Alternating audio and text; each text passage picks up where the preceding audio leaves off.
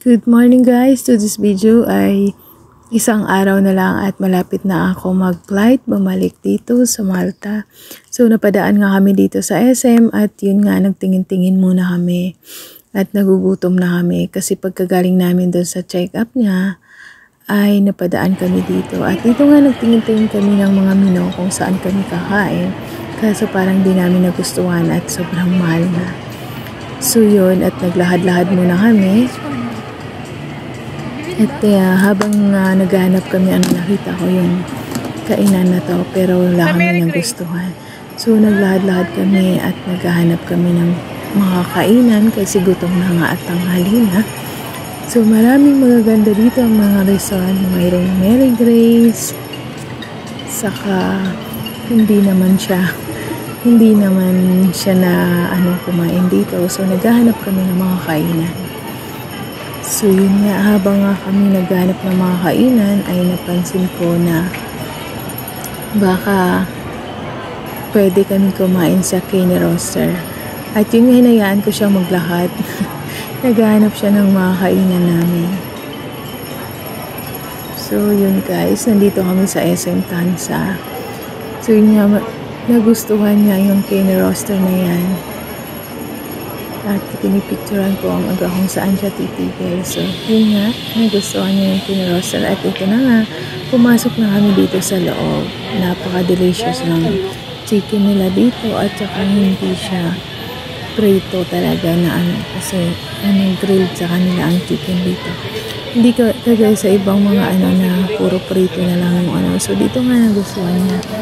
Kumain kami dito. At ito na nga, nag-aantay na kami ng order. Habang nakaupo ako, at nagpipicture-picture muna siya. Habang nag-aantay kami ng order namin. So yun guys, nagpicture muna kami. At kunting kwentuhan muna.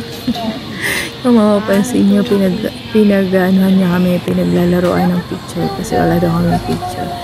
So yun, habang nag-aantay kami, nagchichismisan muna kami ng kung ano-ano lang. At yun nga guys, wala akong maisip kundi sabi ko, sige mag-picture-picture na kami. At yun nga ang sabi niya, marami pang nakapila doon sa kabila. At number 3 nga yung aming order. At ito na nga guys, pauwi na kami, inabutan na kami ng gabi. So yun, nagbibiyahe na kami pa uwi. Pabalik sa bahay. So inabutan na kami ng gabi guys. Naisipan kong mag-video muna habang nagbibiyahe kami.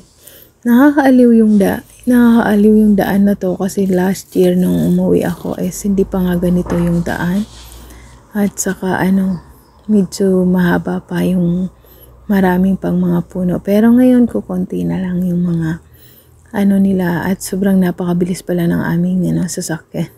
Kasi gabi na kasi yan dyan.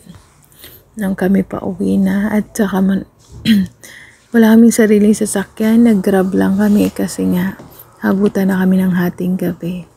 So yun nga at nagbibideo ako habang kami ay nagbibiyahe.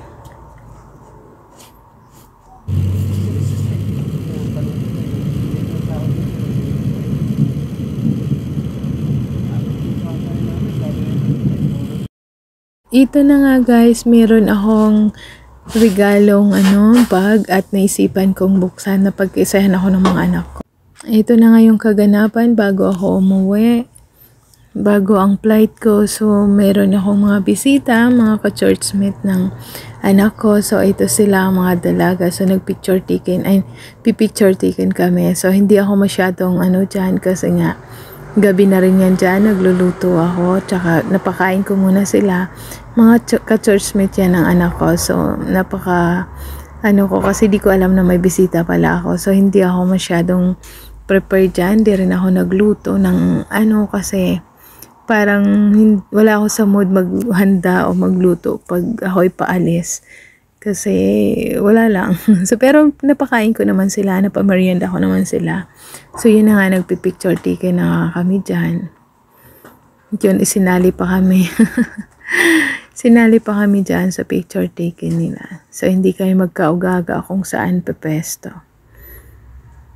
So, yun nga ang aming bahay, munting tahanan.